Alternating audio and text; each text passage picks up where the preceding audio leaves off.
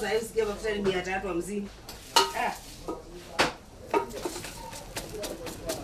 Yenyewe bado ni 230. Tuachana mambo ya unga. Kanunua unga.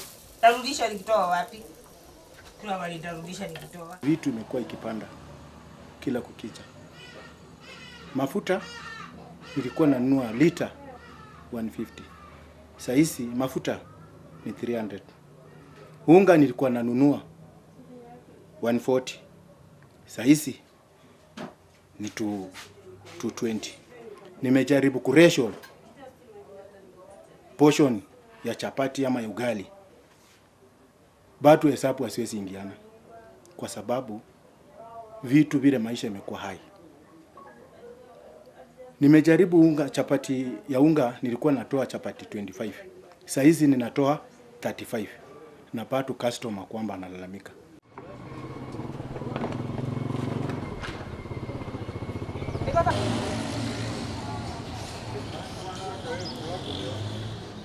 Wakati huu ni mgumu sana.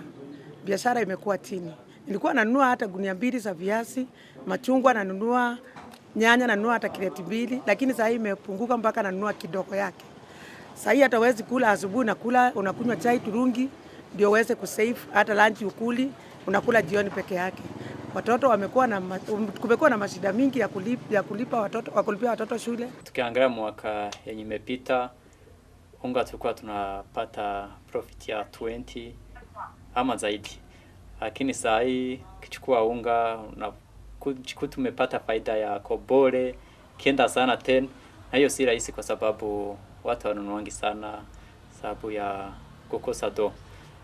Na sio unga peke yake, kaangaa mafuta ile bei tulikuwa tunanunuanga sasa imepanda juu sana.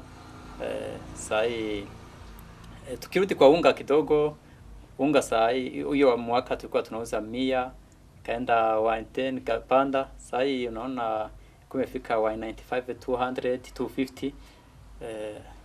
So hapo ukakuwa noma hivyo. Tukirudi pia kwa hizi masukari, mafuta, maji, vitu zote zimepanda juu sana.